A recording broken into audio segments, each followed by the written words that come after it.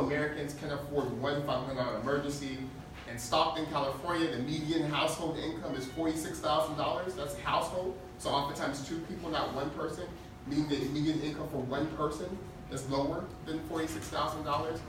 And over the past year, rents have risen 22%, but wages have gone down 9%. Now we have people in our community, our neighbors, our friends who are working incredibly hard, working themselves to death, literally, and still can't afford basic necessities, not luxuries, not niceties, but necessities like lights and water and housing. Over the past 9 months, I've heard stories like the couple I want to read for you today. I received an email that said, I am a low-income mother with 3 children. I work in the hot sun every day to make a living for them, and it only pays my rent.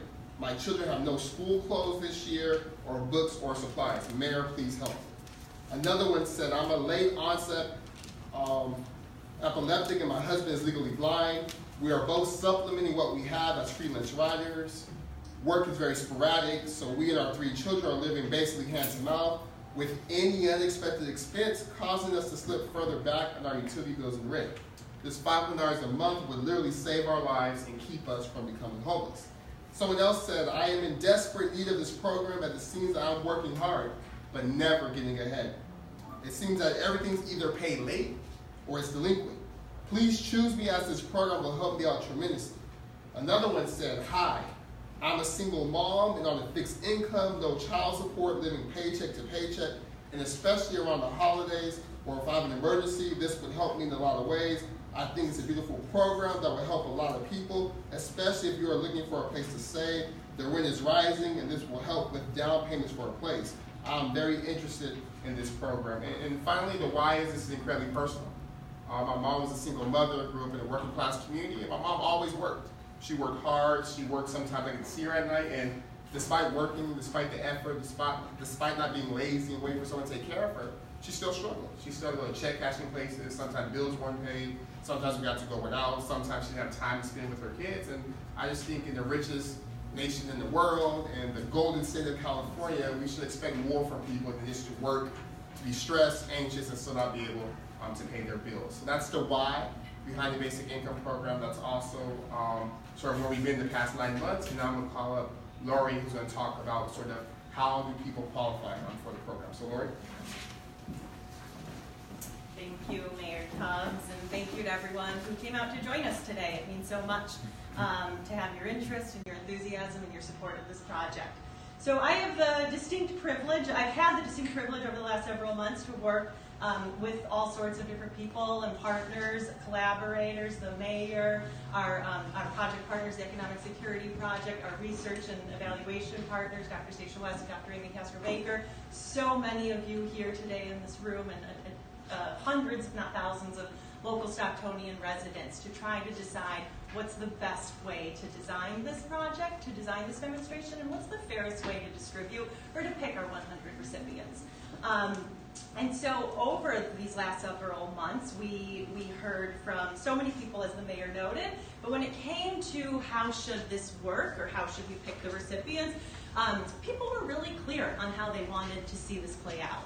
And so there was 3 main ideals or guidelines or guiding principles, if you will, that really stood out time and time again.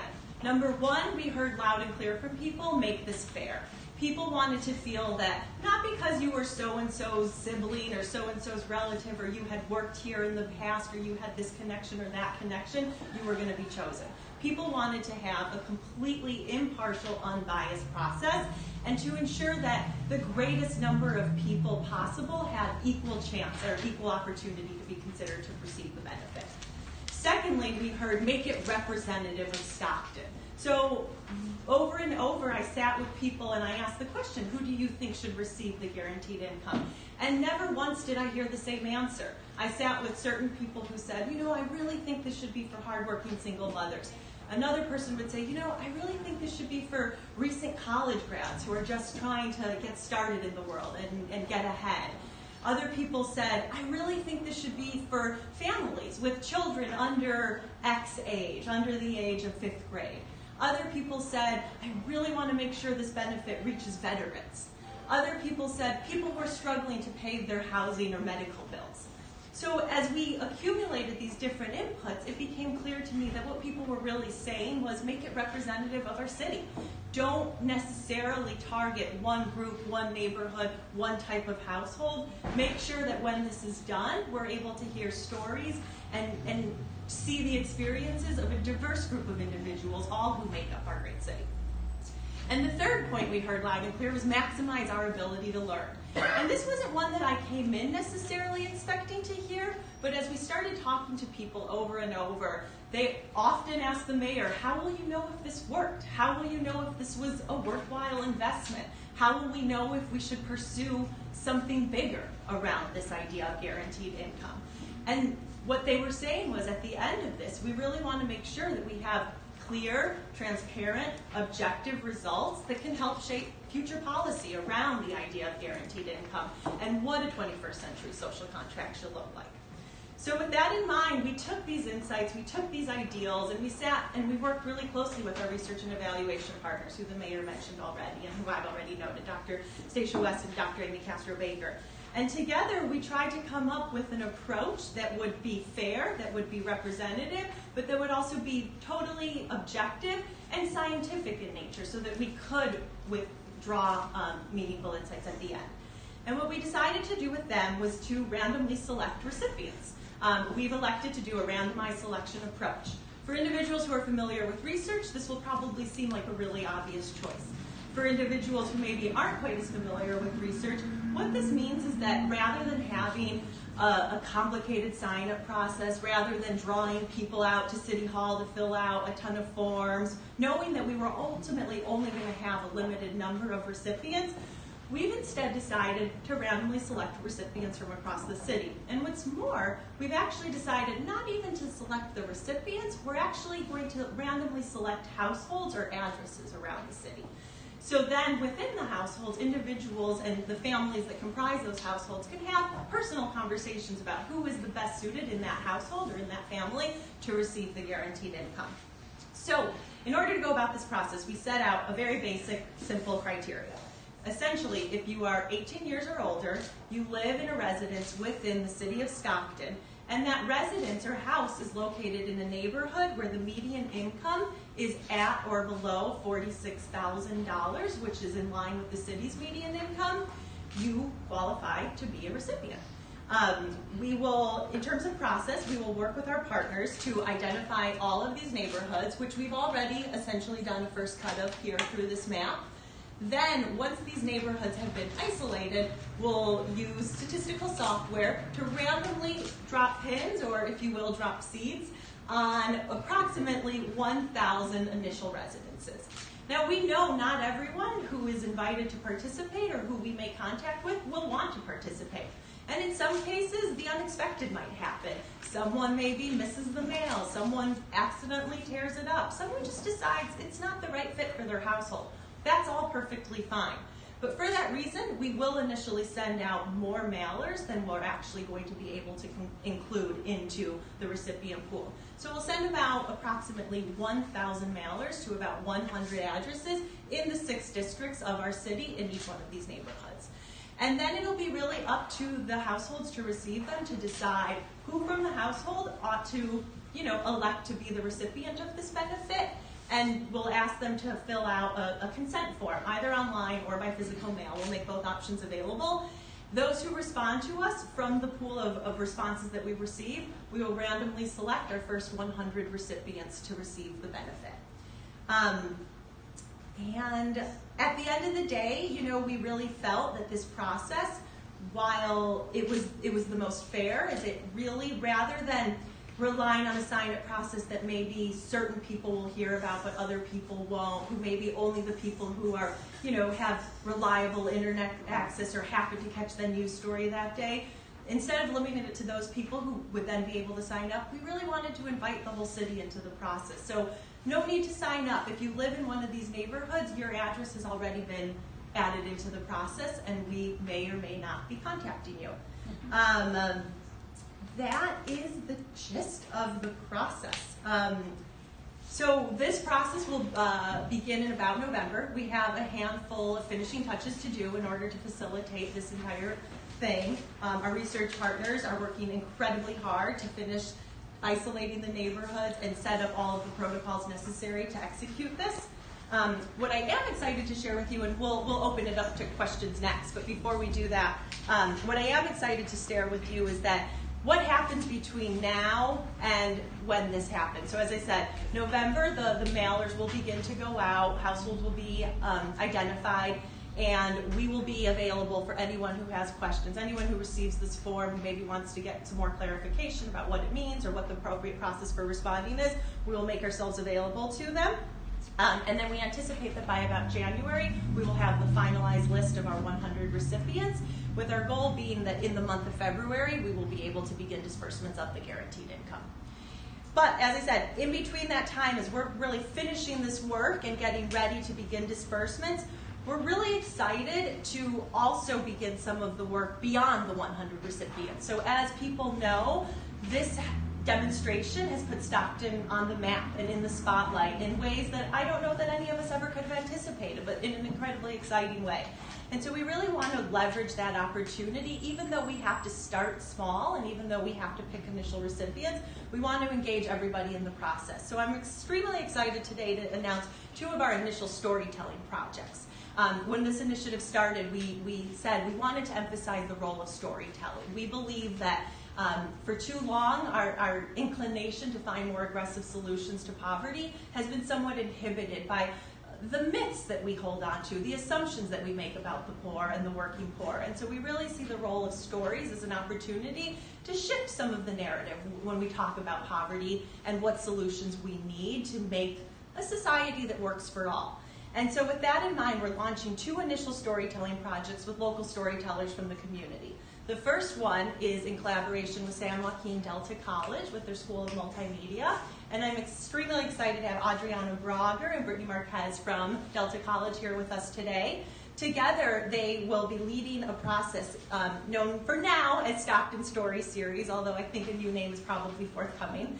And it is modeled after StoryCorps, which some of you might know.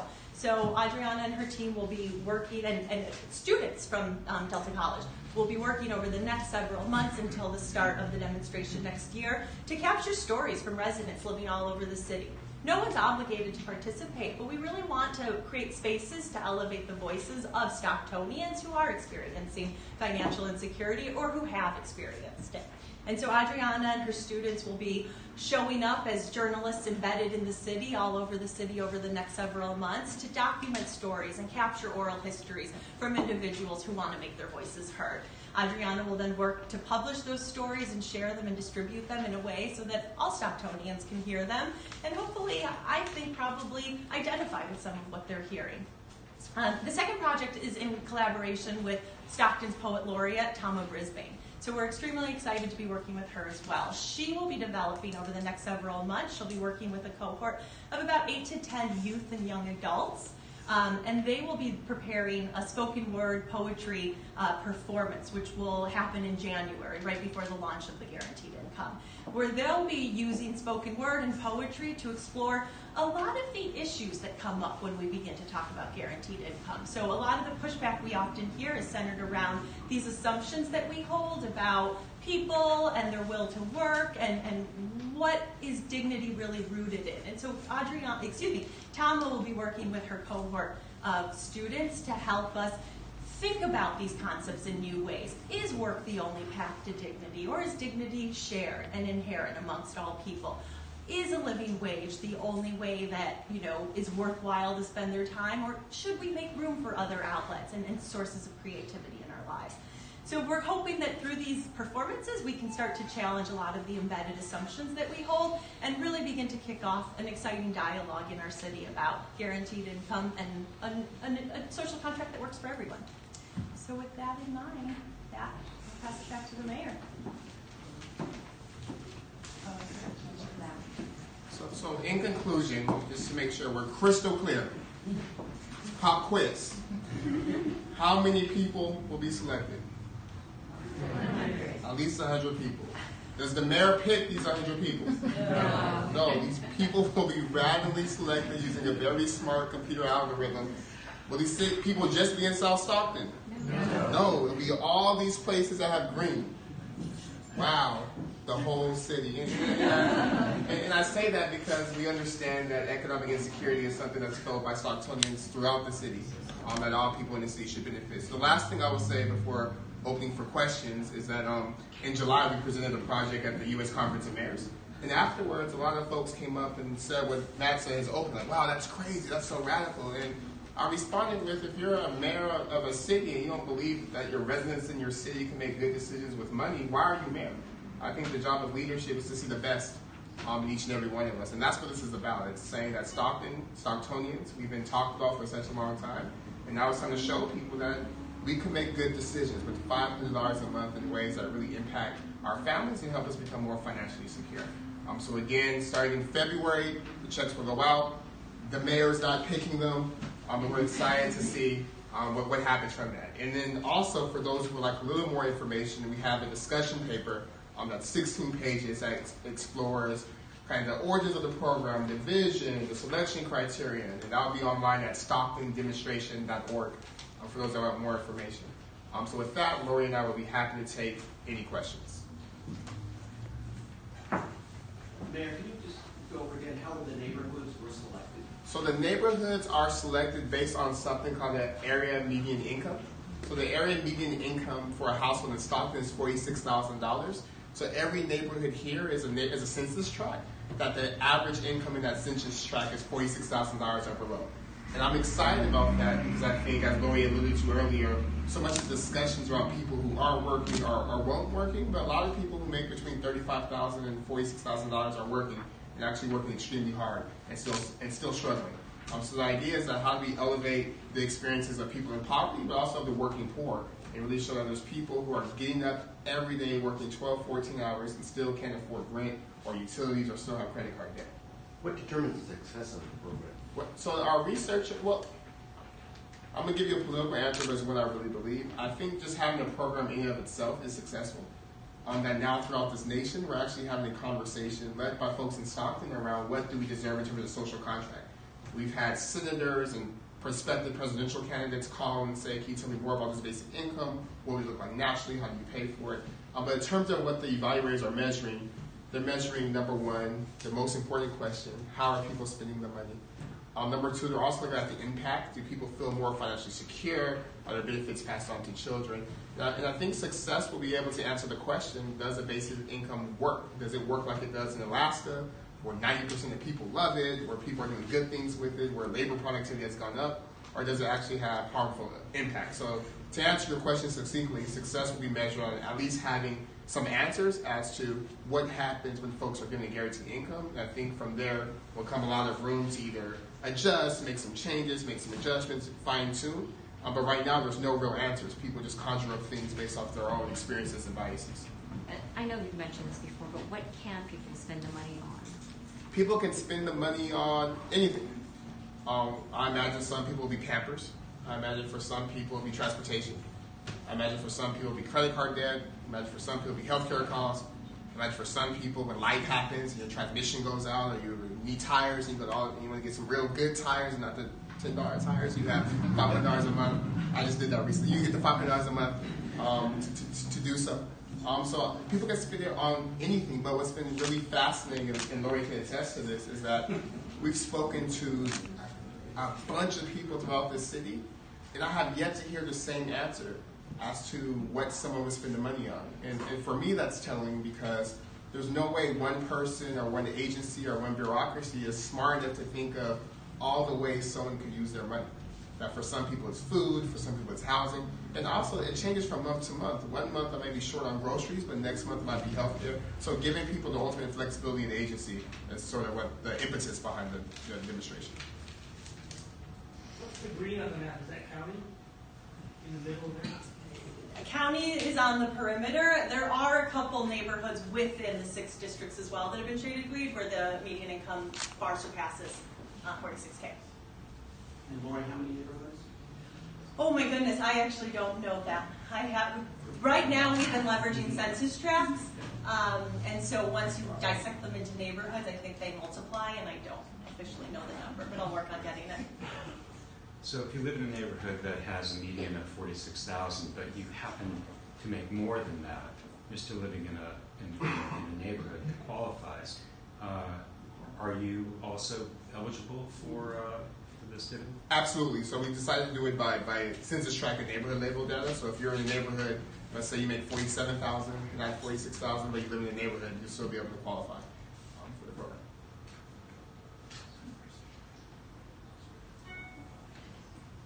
I'm just wondering, Mayor, if you could one more time for the camera say that this is not a tax-funded program? Well, yeah, so absolutely. So we're excited. Again, we're launching the Stockton Economic Empowerment Demonstration this February. We've outlined the selection criterion, which is going to be at least 100 families from throughout the city. And the folks who qualify will be folks who live in neighborhoods that are at or below the area median income for our city, which is $46,000. 1,000 folks will get letters. Once they get those letters in the mail, they'll have to say yes or no. And from there, a representative sample, not selected by any human being, much less the mayor, but by a smart computer algorithm, will determine who these folks are. But the most exciting part about all this good stuff, we have money that's going to be in our community, is that it's not taxpayer funded, that the Economic Security Project and other funders have come together and said, you know what, Stockton's an important community and one I want to invest in. So at the very least, we'll have upwards of $1.5 million circulating in our community in the hands of our neighbors and our friends and our cousins and all of them to do the things they need to make sure that their families are financially stable and secure. So when someone qualifies for the program... That was a good closing. Go ahead. I know. So when someone qualifies for the program and they're in the program, kind of besides what they're spending the money on, what information will be documented? Because I have billing, there might be some privacy concerns. Well, yeah, so we will invite all of our, we do want to learn from this, as we've said. So we will be inviting all of our recipients as well as a comparison group of individuals to participate in the evaluation process. And so about on a quarterly basis, they'll be given opportunities to respond to surveys and probably about on that same frequency, the opportunity to participate in in-depth qualitative interviews about their experience, the way in which, both on how they're spending the income, but also in just kind of some subjective or self-reported measures of, does your stress levels feel down? Do you have a more optimistic outlook of the future? Are you, how are you spending your time? Are you able to eat dinner with your children more often? Questions like that. Participation will be voluntary, and the entire research and evaluation process will be under the supervision of the Institutional Review Board, which is the research oversight body, kind of governing the practice of research through the University of Tennessee, where one of our researchers is based. So in short, yes, we will go to extreme lengths to protect the information collected. So once you're in, is there anything else that goes into it, like beyond, I don't know, additional classes? Or? Yeah, no, so we hear from people all of the time, and thank you to everyone who reaches out offering additional services. We've had a lot of offers from different nonprofits, organizations, all sorts of institutions, I can't even name them all, wanting to offer to supplement the income. So we've had a lot of recommendations for things like financial literacy coaching and things like that. We actually really want to test the impact of the additional income. We think that while additional supports are important and can add a lot of value, we're really interested in the isolated impact of the additional cash. So in this case, we will be limiting the treatment to just the $500 and really trusting folks to do what they see best with that money. Of course, anyone who is participating in the research or in the recipient pool is welcome to access any services that are already offered within the public. We just won't be adding them on as part of the demonstration. Is this income taxable or is it tax-free? So I'm hesitant to overly state things because we're in the process of finalizing kind of the financial oversight structure for the project right now, and I want to be respectful to my accountants and auditors. That said, though, we do intend, as of now, to give the payment as a charitable kind of gift. So we are optimistic that it will not be taxed. Okay, what about for the people who qualify? How do we make sure that they're not going to spend it on drugs or they might have a criminal record? Is that part of the criteria? Do you want to answer that? Yeah, so no. The idea is that it's always be the agency. Here's $500 a month. Use it for how you see fit. And I think in the status quo, we know people who use drugs and spend on alcohol, or wine, or going to Lodi and wine tasting. But so I'm sure that will happen with folks. And these aren't different people. They're still folks in the community. So I'm sure they'll do human things with money, like buy alcohol. But I would argue that the majority of people, especially folks who are really struggling, know how to prioritize. And oftentimes folks use drugs and alcohol because they're depressed, or because they're anxious, or because they're stressed, because they don't have money. So there's studies that have shown that for Native American tribes particularly, that actually drug use has gone down with cash disbursements, because folks are no longer numbing pain, and they're not anxious about bills being paid, but actually have the money to pay their bills. And I really do hope folks with criminal records, especially, qualify and get the funding, because there's a study that said folks coming out of incarceration are 10 times more likely to be homeless than the other group. And folks who have criminal records are actually part of our community.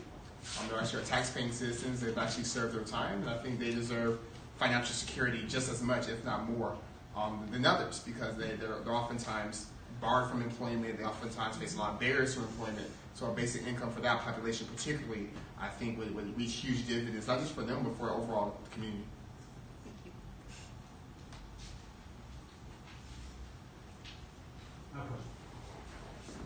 What about those who don't have an address? Yeah, so unfortunately, with 100 people at least, we knew there had to be some trade-offs, and we weren't able to cover all 315,000 people. So unfortunately, individuals who don't have an address or a household won't qualify for this program, and that's one of the shortcomings. But I think that's also an opportunity, because if it's something we think that's important for 315,000 people, or for all the people in the state of California, or all the people in this country, then we have to have a discussion about where would the funding come for such a program. And if I could add to that point as well, because it's a point that we grappled with and worried about.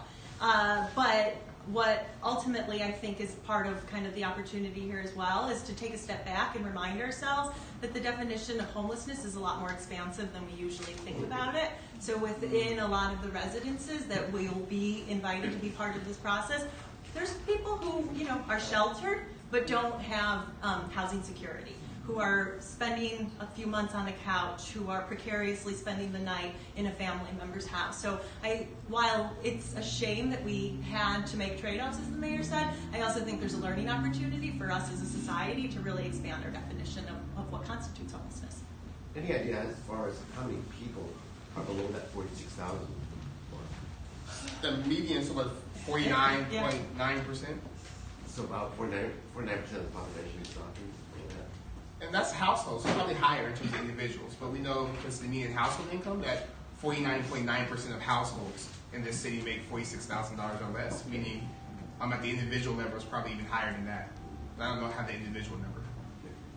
How long is this program expected to last, and we're having it At least 18 months. What happens after is we'll have the evaluation report, and hopefully someone at a state level or national level takes note of what's done in Stockton and says, okay, how do we scale it? Or the results are so good and there's 300,000 people come to City Hall saying, we love this program, how do we keep it going? And then we have to use our brains collectively as a community and say, this is a priority, how do we pay for it? All right, last questions? All right, we'll wrap it up. Thank you, everybody. Thank you guys. Thank you.